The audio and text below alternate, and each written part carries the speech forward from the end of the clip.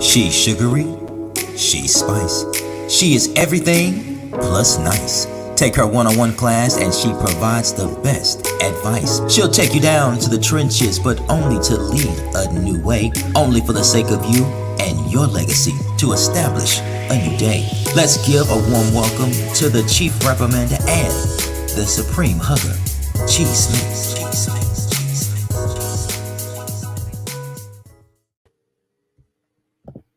Hello, everyone. Hello. Oh my goodness. Welcome to the Energy Show. I am your host, Chi Smith here. Guys, listen, I say it every Tuesday, don't I? I missed you guys. I have missed you. I really hope that you're having an awesome week. Listen, what was it? Last week, we had Thanksgiving or all that wonderful stuff, blah, blah, blah. Hopefully you've out of your food coma and all that wonderful stuff. Hopefully you've come to and you recognize who you are, okay? You realize you got kids and kids are back in school for only another 3 weeks before they get off on another break. Yes, another break. So guys, listen, we have a special guest for you tonight. And just to let you guys know, we are doing something special here at the Energy Show. So here within the next few weeks, we're going to be inundating you guys with a lot of information as it relates to our HBCU culture, our HBCU community. Let me tell you, the wonderful guest we have tonight, look, the bio is off the chain, okay? And what this individual is doing in the community is by far something that you guys absolutely need to hear and understand. So if you haven't hit that like and share button, like and share, this individual has gone above and beyond as it relates to what they're doing. And we want to share this information with you. And so grab your babies, by the way. And the reason why I say grab your babies is because this is some information that they will want to hear and want to be exposed to. You know, we talk a lot about our HBCU community, and there's a number of them throughout this wonderful United States of America. And so the question is, why are we not really talking about it in the home, right? Maybe you are talking about it in the home. Maybe you're not. I don't know. But if you know that you want to understand more about the HBCU community, what it can do for you and your family, what are the benefits of going? What are the benefits after you graduate, right, and become an alumni? How you can still be involved, how it can excel you to the next and or propel you to the next level of your career, your personal life, your business life, so on and so forth. We're going to uncover that. We're going to unpack that with so many different HBCU graduates. Yes, you heard it. A lot of HBCU graduates. So again, like and share, grab your babies. I know my babies are actually watching from a different platform because guess what? I've got a senior. And we talk about HBCUs in my home. And so I really hope that this particular baby of mine will be definitely enlightened as well as inspired as Dad and I continue to do to really give them some more thought. I think oftentimes, and let's just be candid. You guys know we're very transparent here at the Energy Show. You don't know what you don't know. And sometimes we make choices because we kind of do things just out of tradition. And or we do things because we're not aware of the right resources around us. And so why now? Why choose HBCU culture now? Well, it's always been a culture. Let's be clear. It's always been a culture. There are a number of people that probably live down the street in your family. You work with them who are HBCU grads. And whether they talk about it or not, which I hope they are, you will be inspired by their story. And I can guarantee you there has not been an HBCU grad that I've met that wasn't impactful. What does that mean? Impactful in their family, impactful in their community, and we're continuously striving to do more and to be more. And so what are you saying, Chi? Do I have to necessarily go to an HBCU to be all those things? Not necessarily, but I think you will be amazed at the wonderful story that we're going to uncover tonight by our special guest on his experience and what it did for him. So without further ado, let us welcome Mr. Marquez Hall. Mr. Marquez, can you hear me? How are you? I'm doing well, Chi. How about yourself? I am great. I'm sure I did that intro no justice. No, thank you so much for the kind words. Absolutely. So, guys, I want to share with you all that Mr. Marquez Hall is a wonderful graduate from Morehouse College. And not, just to be, I want to make sure I am very accurate. That was back in 2017, correct? You received your degree. Yes, that is correct. Awesome, awesome, awesome. So, if you don't mind, Mr. Hall, kind of tell us a little bit about who you are. Who is Mr. Marquez Hall for our audience here? Sure. So, once again, I am Marquez. I am an original Atlantean. I am Atlanta through and through.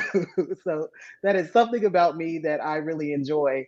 I am a product of the Atlanta public school system, and after attending high school, I went, of course, to Morehouse College. It was the only choice. I come from a family that actually attended a lot of HBCUs. So I have family members that attended Howard, family members that attended Fort Valley. Specifically within the AUC Center, I have a sister that is now a graduating senior at Spelman College. She will be coming out in May, and it's so surreal because we are 5 years apart. So this will also be my 5 year anniversary from graduating from Morehouse College as well. So it will be a special time for the both of us. But I also have cousins that attended Morehouse. I have an aunt and a cousin that went to Morris Brown College. I have another cousin that got his master's from Clark. So HBCUs are definitely strong in our family. Wow. Uh, Yeah. No, keep going. You're good. no, no. um, so after graduating college, I attended Johns Hopkins University to get my master's. It is a master's in education with a double certification in elementary and special education. And I transitioned to DC to start teaching. I taught both pre-K and kindergarten for 4 years, and I am now currently an instructional coach for an early childhood school in the Washington D.C. area. So I'm serving now as a person that's been in the classroom and now trying to give back in another way. Wow. Guys, this is amazing. Guys, if you just tuned in, welcome to the Inner Chi Show. I am your host, Chi Smith, and we have Mr. Marquez Hall here, an HBCU grad from Morehouse College. Guys, listen, the show just started, but we've got some things to uncover because Mr. Marquez just dropped some gems. So, if you will, I believe in our community, we say legacy, and we don't say that word happenstance. So, Mr. Hall here is absolutely legacy HBCU. So that leads me to a question as it relates to exposure. So you grew up, like hands down, you grew up with HBCU being discussed in the home. So it was like you said, it wasn't a choice by the time you graduated high school. I mean, what was that life like? What were those conversations amongst your family members as it relates to your career path? Yes. So interesting enough, I am all those HBCUs are all from my extended family. Within my actual home, I am a first generation college student. So the conversation from the my general or my nuclear family was just go to college. It did not matter where. Yes, I would like for you to attend an HBCU because we see that within our family, but I'm not going to pressure you.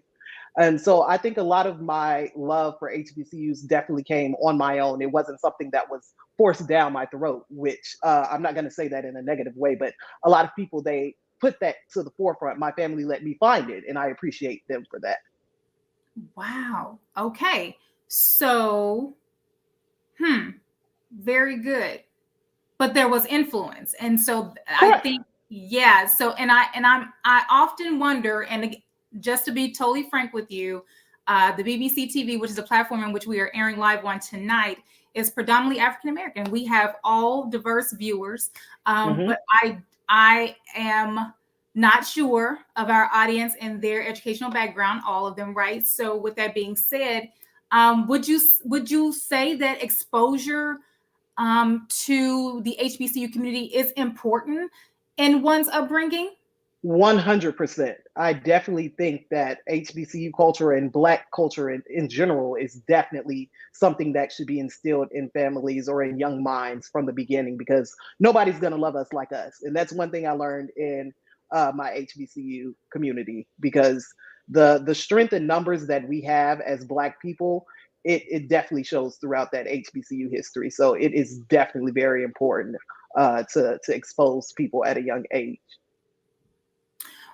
Let me ask you, because we like to cover all bases here, and we like to, think of the odds, all that. Mhm. Why do you think maybe we're not discussing the HBCU culture, the HBCU community, the HBCU experience, if you will, in many of our homes? Um, I can say from personal experience, like one of the conversations, like I mentioned earlier, was just go to college. So I think a lot of those families are having just that discussion of just going to your higher education, making sure that you are actually getting a degree first. We'll talk about where you go later, but as long as your first and foremost thought is that you're going to college, I think that's a lot of the conversations that are had within the home.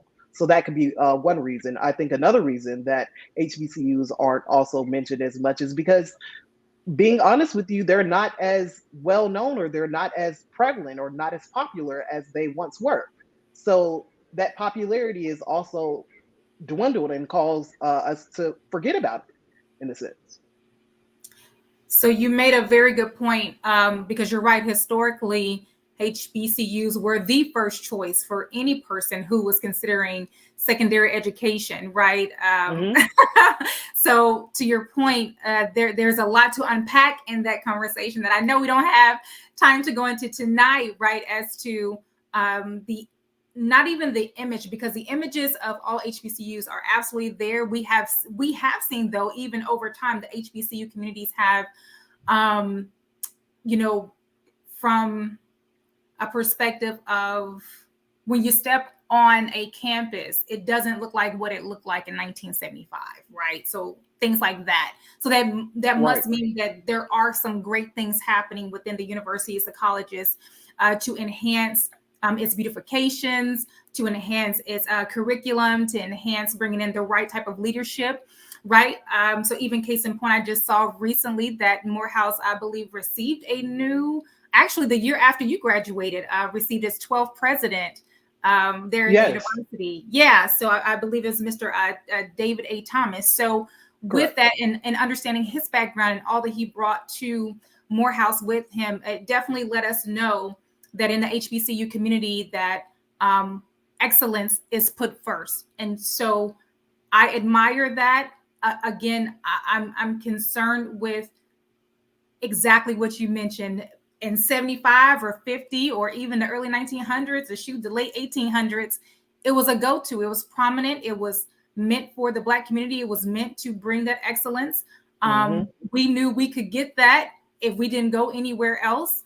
And so what I want to lead into is, after your parents allowed you to make that choice and you chose to go to Morehouse, share with us what made you proud that you made that choice. What was your experience? Share with the audience here. What was Hmm. your experience like at Morehouse? Now that you knew that you had an option to go to an HBCU and or not, right? But you Hmm. made that choice and you knew that it was an important choice.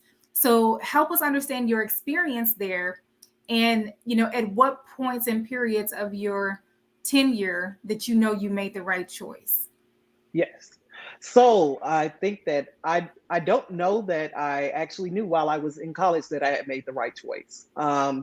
It was definitely something that, although I loved my institution, I was not sure. I always wonder, well, what would have happened if I would have went here, or what would have happened, such and such. It wasn't until grad school, actually, where I realized my love for institution, the reason why I was put there was, it was definitely for a purpose. And I think that it comes from growing up in a space where Black excellence was all around me. So growing up in the city of Atlanta, we had a Black mayor, or from the time that I was born, we've had all Black mayors. So it was a lot of Black excellence within the city of Atlanta. You have booming Black businesses in Atlanta, but moving away from that to another city, to and then attending a predominantly white institution, John Hopkins University, I was able to see how much Morehouse poured into me, how much the city of Atlanta poured into me. But it wasn't until after I graduated. While being there, although I loved my institution, I don't think that I was able to say that I was grateful for it until after graduation. Mm. So can you talk to us a little bit about that? Was it just because you were going through the motion of college?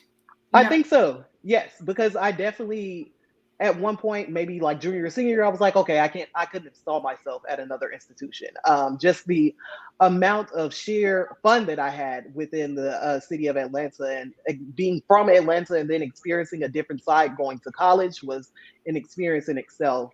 The actual material and instruction that I was receiving, some of the best professors that I knew were at Morehouse College. One of my chemistry professors was one of the only professors that had a digital printer at the time. Um, uh, and I had a lot of great professors that were doing great research projects. I had friends that were doing great research projects. So the actual intellect within the institution was definitely something that I was proud of. I was also a member of the official organization, the official singing organization, the Morehouse College Glee Club, while I was being there. And that was a great experience in itself, being able to travel and being able to sing and being able to be with friends that I loved was all a wonderful experience in itself. I definitely say that I would not do anything over within my time in Morehouse. Every year was definitely something different, and every year was amazing. that's awesome. That is awesome. Guys, if you just tuned in, welcome to the Inner Chi Show. I am your host, Chi Smith. We have Morehouse College graduate Marquez Hall here, who actually will be celebrating his 5th-year anniversary of graduating there. Yeah, so that is major. And so we have him on, guys, because we are going to be going down a campaign of HBCU culture, and we're going to be bringing a lot more awareness to our HBCU community. There's a lot that's happening. There's a lot that has happened, and we just shared just a few moments ago that you guys can absolutely go back and catch the replay on how HBCUs were absolutely the first choice for many Black families within the Black community. And so we want to kind of understand how has that not necessarily diminished, because we have, oh my God, thousands and probably millions of graduates from HBCUs all over this wonderful country. But one of the things that we just shared and talked about was the conversation, in the home upbringing. Is that something that, is discussed in your everyday home, right? We know that go to college, get an education, or go to the military, or go to a trade school.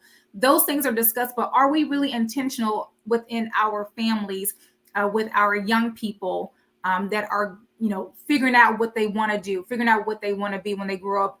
Do we take the time to travel when we're going on, let's just be honest, when we're going on spring break, when we're going on summer vacations, when we have that extended time during the holidays, are we intentional about putting it in our schedule to go take a tour, right? So Mr. Hall here is a native of Atlanta, Georgia. So, hey, let's just say I've got a senior. So if I come down to Atlanta during the holidays for Christmas and New Year, do I have a list of tours, just to drive by to see where the campuses are located? Am I being intentional about that? And that's what we're talking about tonight, guys, is are we being intentional about seeking out our HBCUs across this country? Are we understanding what the offerings are as any other university would be? Are we understanding what they're doing in the community? Because one of the things I know for sure, I'm sure Morehouse is doing a lot within the community, and or probably did things in the community while you were there.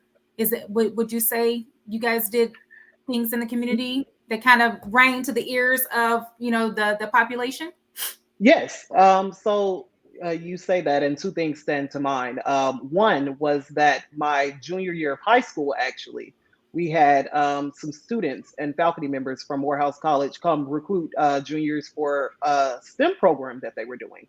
So that was actually my first exposure to Morehouse College, even though I had been on the campus like for graduations and been in the bookstore, and I had family members that had given me tours.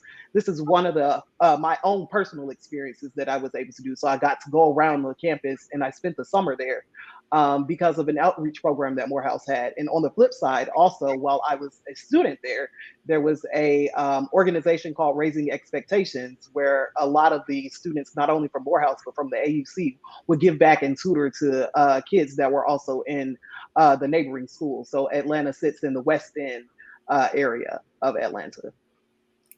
So I love that you said that, because, gosh, I'm such an advocate for children, and people who know me and know me on my personal page. I'm always advocating for the babies, and I call them babies because even at the age of 18, they're still innocent, right? I was still innocent at 18. I'm sure you were still innocent at 18. We hadn't experienced a lot of things yet in life. And so with that, I have to know and believe that being very visible in the community leads to a lot of impressionable thoughts, conversations within young people.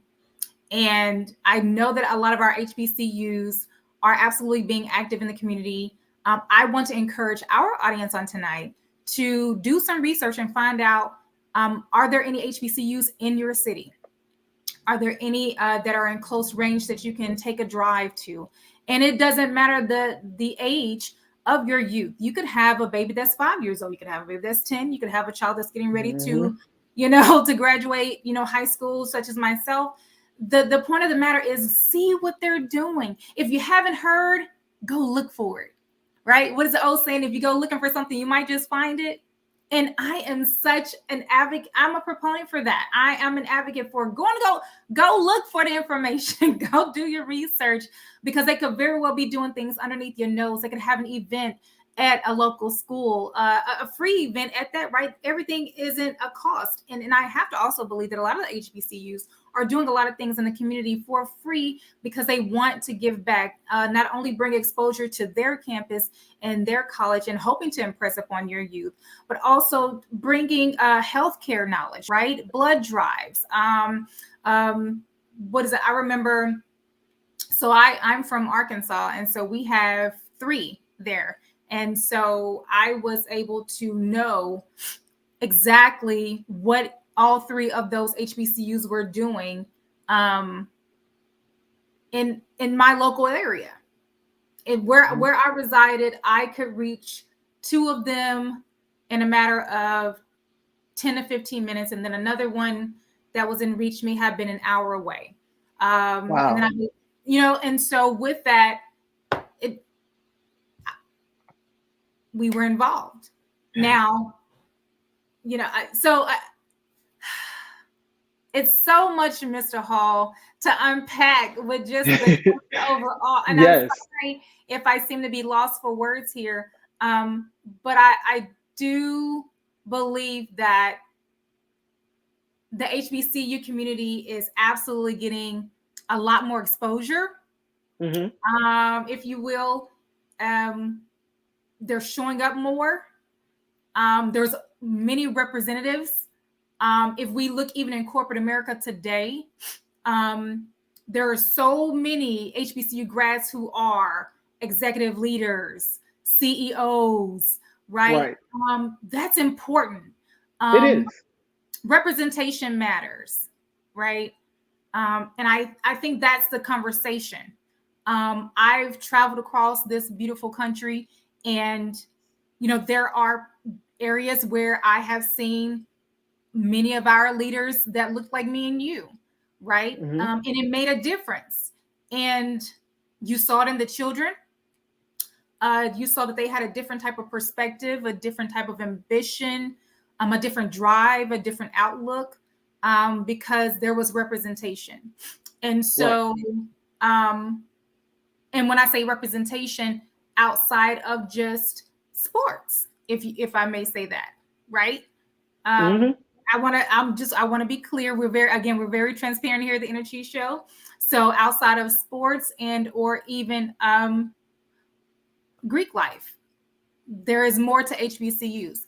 And so I want to move on because you mentioned something earlier in the show as it relates to you didn't really fully appreciate Morehouse until you went to Johns Hopkins University.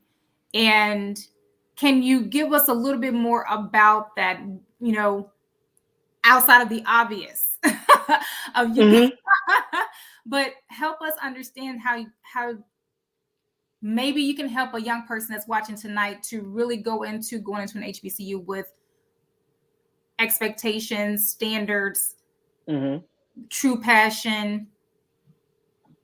You see what I'm Yes.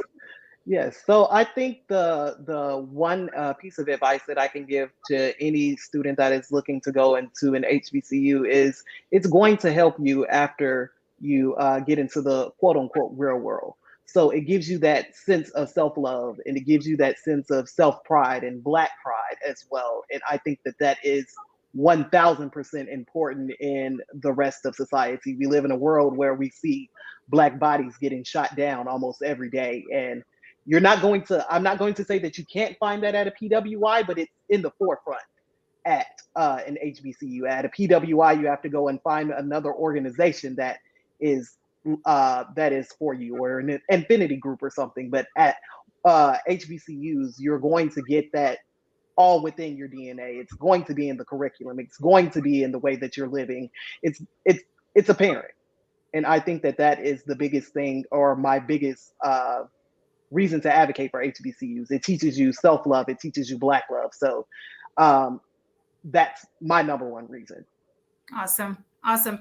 And I appreciate that. And with that, not only your passion for HBCU community, but understanding that you received your major in biology and your minor in education. And of course, as you went on to Johns Hopkins University and received a double degree in elementary and special education. So there's absolutely a passion for children, for the youth. Hence, we're talking about the youth tonight, Yes.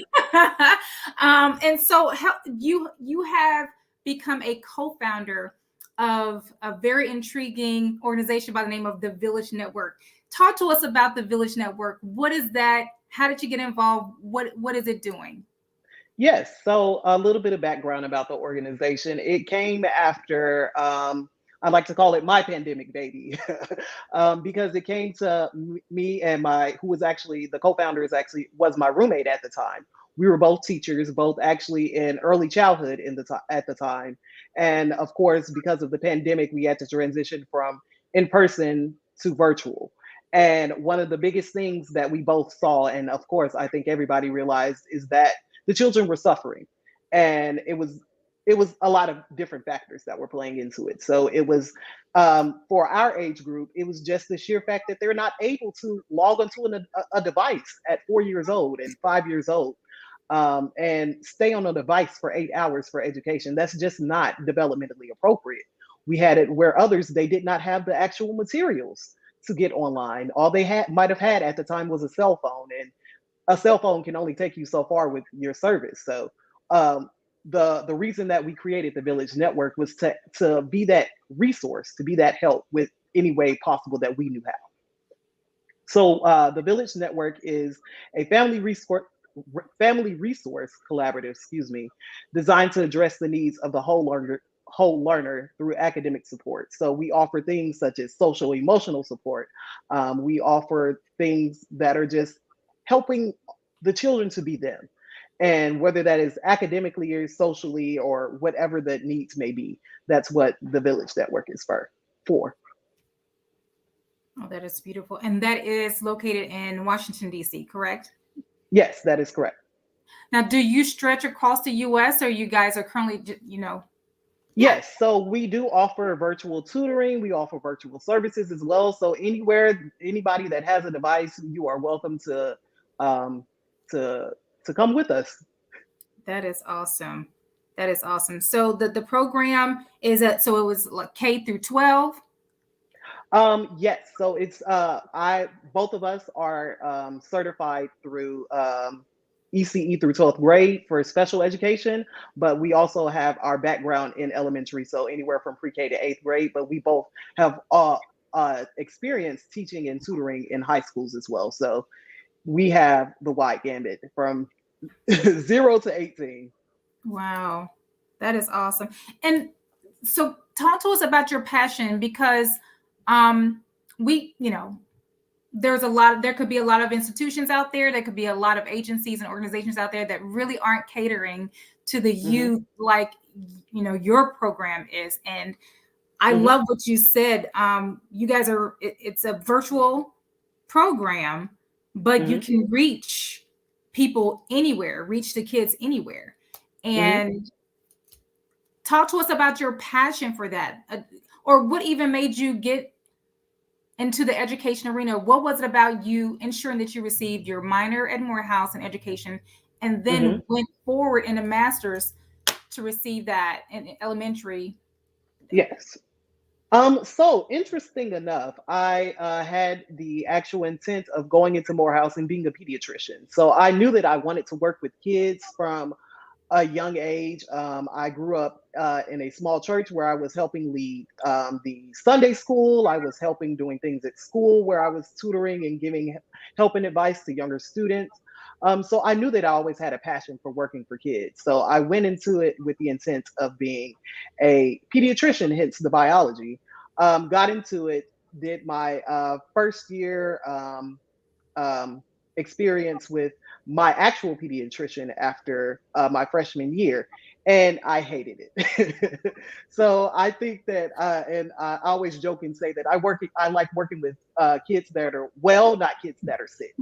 So it was a lot to do as a pediatrician. So hats off to all of anybody that works into the medical field, but anybody that is a pediatrician in particular, because we all know that when you go to the doctor, you have screaming kids. Nobody wants to go to the doctor when you're 3, 4, and 5. So it takes a lot. So I shout them out, and I knew that that was not for me. So, but I knew that I still wanted to work with kids, which is why I actually went into the education minor.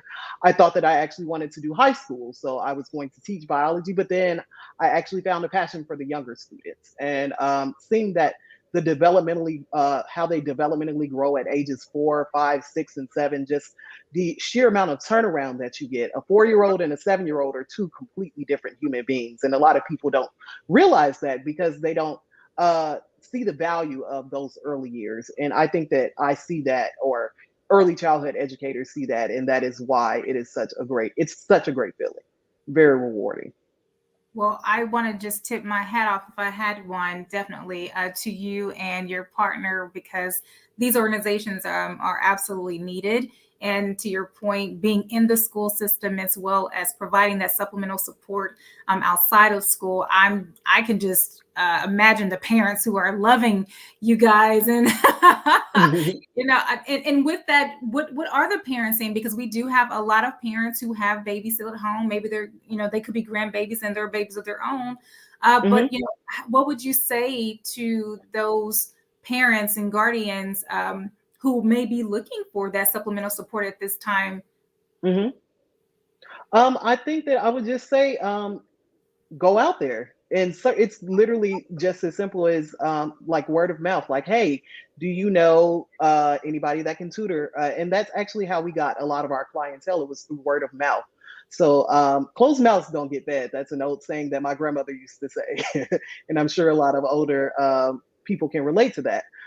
So through our organization, we actually started it from doing summer school teaching, and then we both taught throughout the same summer school program, and by the end we both realized how big of the gap it was and how necessary it was. So we both pitched the ideas to ourselves first, then we at the end of the summer gave our flyer to the parents that we were both teaching at the time, and from those parents they told some of their friends who told some of their other friends who told some of their other friends, and that's it's really a network, and that's part of the name of it. We want it to be a network. We want it to be something where it's word of mouth, or you're getting it from social media, you're getting it from your community.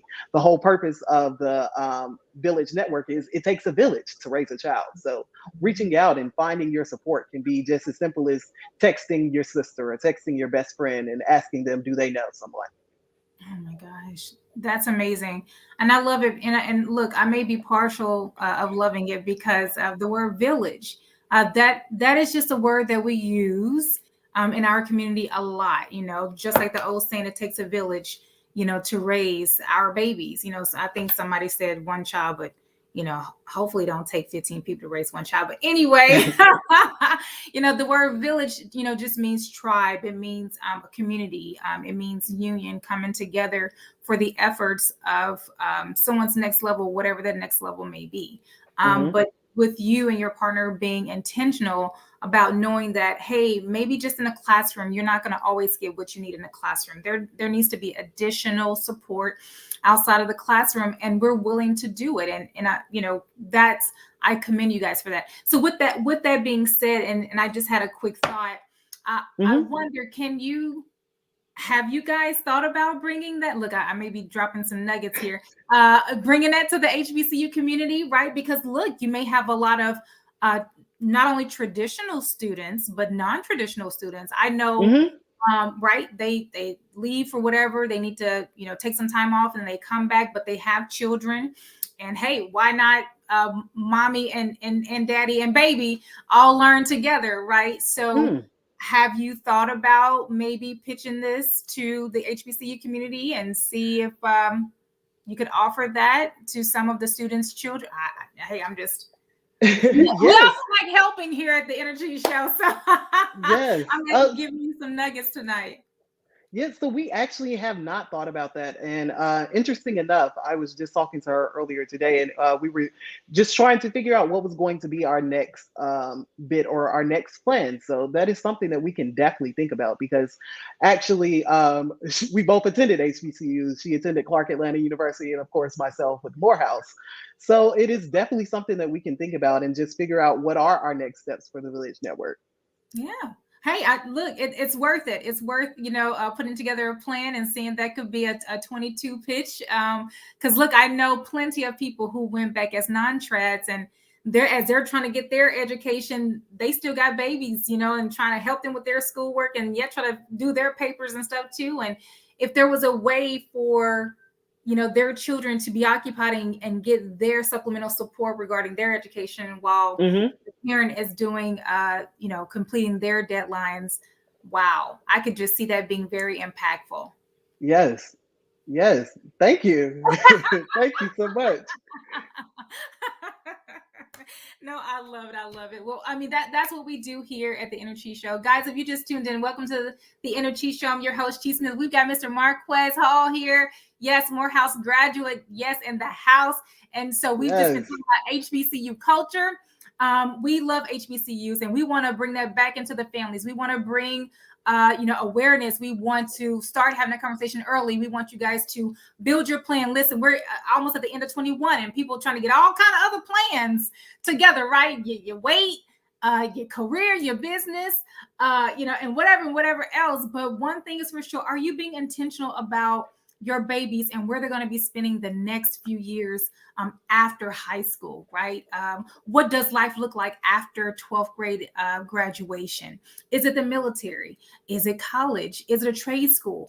Is it taking some courses online and starting up their business, right? There's so many different options out here, and I'm so glad that we are having those conversations, right? Because let's be honest, not everyone wants to do secondary education, right? There's so much information and knowledge out here that people are starting businesses, right, who don't have a degree at all, and it can be done, absolutely. In the same breath, we also know that there are a lot of industries who require some means of secondary education, just to be completely transparent. So with that being said, if you do find yourself in a particular industry where you need that secondary education, what is that choice, right? What does that look like? Are we having that conversation? Is really what we want to bring to the awareness. Let's see here. All right. Let's see. Awesome. We don't have any questions really tonight. So I guess we're doing our job, Mr. Marquez. I guess so. Doing our job. But let me ask you this. We talked about some of your professors. But now that you've had a chance to really think about your HBCU experience, how magical would you say was that experience to see Black instructors, African-American instructors teaching you about a subject matter that if you went somewhere else, you wouldn't get that experience? Yes. Go ahead. Yeah. So interesting enough, you say that I can even go back to high school and see that a lot of my actual teachers within the STEM field were not African American. And if they were, it was like one or two. So it was definitely something that was magical, something that I was not used to within the STEM field. But I can definitely say that shout out to Atlanta that I was able to have a lot of Black teachers from pre-K all the way up to 12th grade. So I know that I am an anomaly. A lot of students do not get that. So I'm very appreciative of that. But I don't think I realized the importance of it within the STEM or the STEAM field until getting to Morehouse College. And so what was that like, when you got there? I mean, I have to believe that there's something that matriculates in the mind when you see all of this information coming from someone who looks like you, when the world may say different, let's be clear. Correct. But you're seeing all this Black excellence, you're seeing this knowledge, wisdom, clarity, understanding. You're seeing that they may even address you differently, right? In the classroom, outside the classroom. Help our families and our audience that are listening tonight, help them understand that level of it. Because when I say HBCU experience, I'm not just using it as a catapult or a buzzword, for people to find us when they're streaming and looking for HBCU information. I'm saying that because I have to believe that having a Black instructor or having someone who's instructing me, giving me that knowledge, and if I'm struggling, that experience, if I'm struggling, and them caring about my struggle to help me get to I have to believe that is a whole experience that. Yes. Okay. Help us. Yes, so I 100% agree. I think the first thing that comes to mind is it serves as a bit of confirmation. So I know a lot of people are big on, well, if I have to see it to believe it. So here you are, you have these Black teachers, you have these Black professors, you have these Black researchers that are doing all these great things, not only at Morehouse College, but at all HBCUs. It serves as that bit of confirmation. Well, if they can do it, then I can too. And I think that was one of the biggest things that was going through my mind. I mean, I was able to see some of the greatest professors. I mean, at one point, I think even Marquez Hill had a class at Morehouse College. So we had a lot of great professors throughout the university or throughout the institution. That's awesome. And I think just a couple that I can think right off the bat was, so Spike Lee, I think, graduated from Morehouse. Samuel Jackson did. And many others, and not just necessarily entertainers, right? A lot of prolific writers, a lot of scientists, a lot of politicians, absolutely. That's what I was going to say. A lot of people in law enforcement for sure. And so, again, representation matters, and we have to let our babies know that it's there, it's readily and available. I think sometimes we do get caught up in just saying, well, go pursue your dream, go out there, be this, you can be whatever, but are we intentional about the pathway and getting there? And who's going to be responsible for our children as they go through each level? For me, that's important. Again, I love your parents' approach. You were absolutely exposed to it in your family, the HBCU community and experience because of external family members. But within your core, your nuclear home, your parents said, we're going to support you in whatever you choose to do.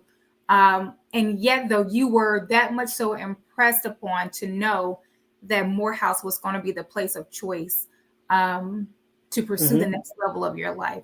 So my hope here on the show tonight is that our audience feels this experience, as authentic as this conversation was tonight, and with you being our first guest on this HBCU Culture campaign. Again, thank you so much. But my hope is that we can create that narrative that's intentional about our babies and our youth pathway, whatever that pathway looks like. If you want to be a financial advisor, if you want to be a lawyer, if you want to be a doctor, if you want to be a scientist, if you want to be an author, if you want to be ...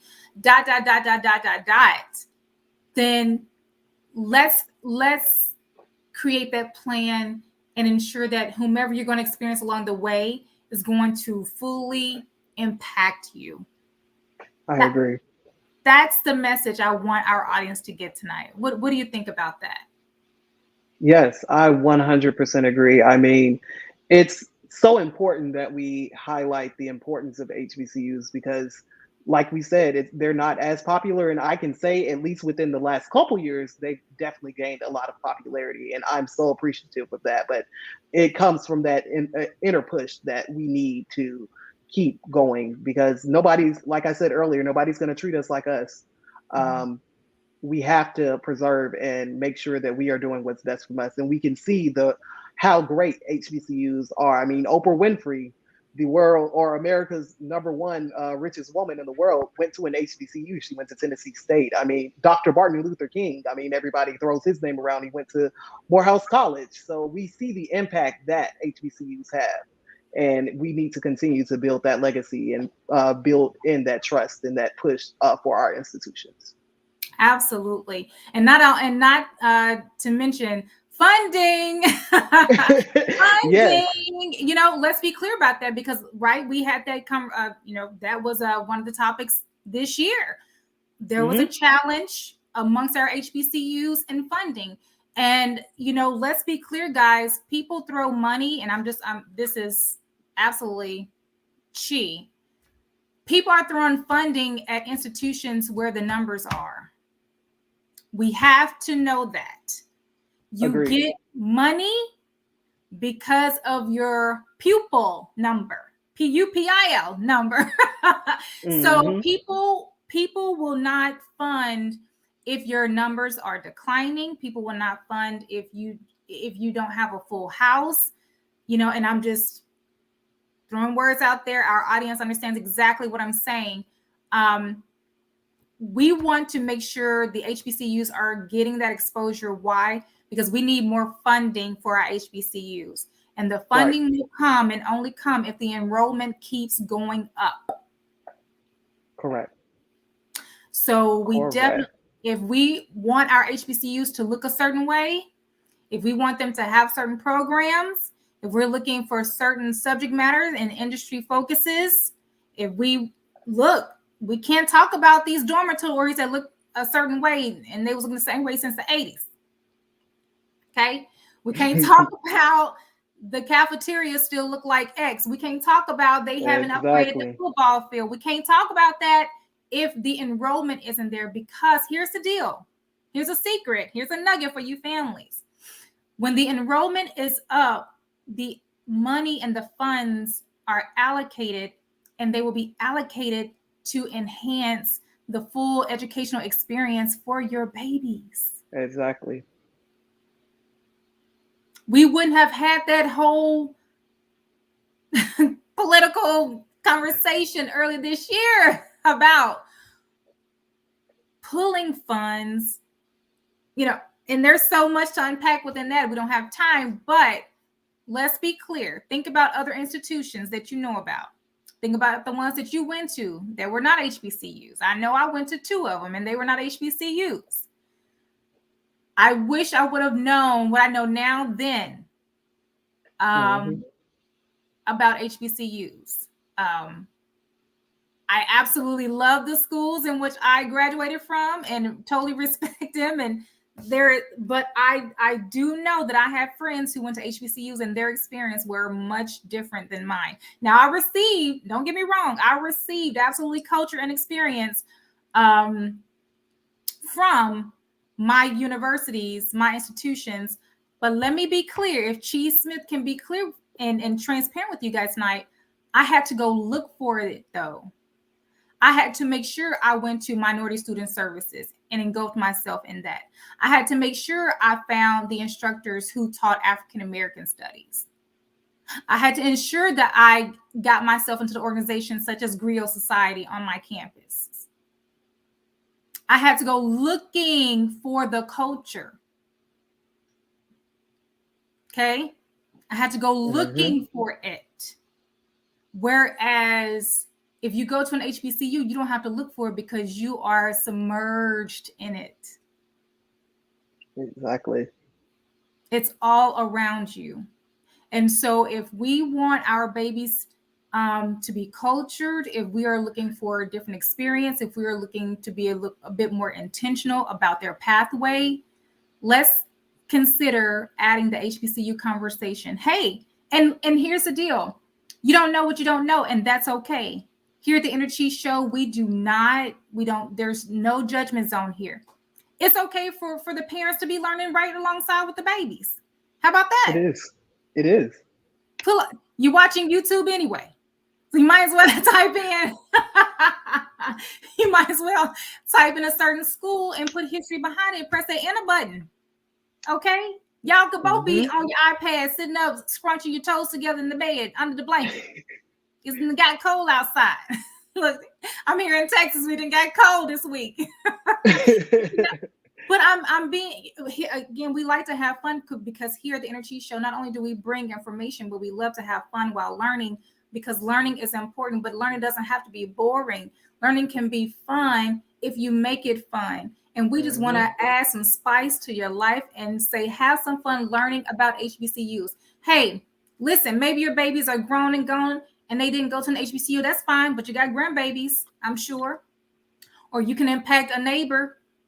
You can impact that young boy or young girl that you're mentoring who loves you to death because you are impressing upon them in their life in such a way.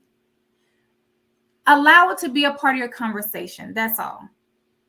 That's all we're saying. Allow the HBCU conversation to just be something that isn't scary. I don't know. Right. Mark. Maybe I'm being weird here, but sometimes I feel like we're scared to even talk about HBCUs in the family. I agree. I don't know. Well, listen, we don't want to leave the people without a way to contact you. So we have, guys, Mr. Marquez. You guys can follow Mr. Marquez on Facebook at Marquez Hall on Facebook. And then this is his LinkedIn. You can absolutely find him on LinkedIn as well. I definitely want you guys to take out the time, follow Marquez as it relates to the Village Network. And then also, if there are any further information that you'd like to understand and know about his Morehouse experience or any HBCUs that he may be interconnected with and or family or friends that may have other affiliations with other HBCUs, please feel free. That's what we're not selfish here at the Inner Chief Show. We love to share knowledge. So please, we want this to be, we are creating a community here at the Inner Chief Show. And we're bringing knowledge to you guys from all facets, all different categories, all different industry segments for that reason. So we're creating something here, and we don't want to keep all this wonderful knowledge to ourselves. This is very beautiful. Before we let you go, Mr. Marquez, I want to lend the floor to you. Please share with the people any last words, any last inspiration, encouragement about HBCU and or about yourself. Yes. So I just want to say thank you so much, Chief, for this opportunity as well. It's been a very great experience. I just want to say, I want to make sure that we are continuing to push our HBCUs because they are important. I can say that without Morehouse, a lot of the things that I have done would not have been possible. So I am thankful and grateful for my experience at Morehouse. And I know that I have friends that are the same way. I have friends that are doing great things, and I know that it's because of their HBCUs. My friends that went to Tuskegee, my friends that went to Howard, my friends that went to Clark, all of us are doing well, and all of us have that passion and that love for HBCUs.